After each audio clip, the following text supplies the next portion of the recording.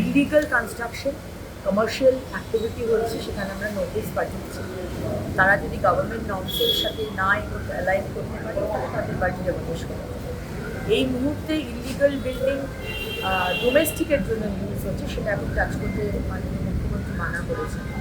কিন্তু এই ধরনের যারা এখন যেটা হচ্ছে যে ইলিগাল বিল্ডিং বানিয়েছে, সেটা গোডাউন হোক আর যাই হোক, কিন্তু এইভাবে কিছু টাকা রোজগার করার জন্য আমি যেভাবে সেই বানিয়ে দিলাম, তার মধ্যে কোনো ফাইলিংও করেনি বাড়িটার, ফাউন্ডেশন তৈরি হয়, সেই ফাউন্ডেশন যে এই ওয়ার্কারদের নিয়ে এসছিল, কিছু ওয়ার্কার পশ্চিমবঙ্গের, কিছু ওয়ার্কার বিহার থেকে মুঙ্গের, সেই লোকটিকে অ্যারেস্ট করতে বলেছিলাম, মাননীয় মুখ্যমন্ত্রীও বলেছিলেন, এবং তার কাছ থেকে তাহলে আমরা এক্স্যাক্ট সংখ্যাটা পাবো এবং আরও ইনফরমেশন পাবো।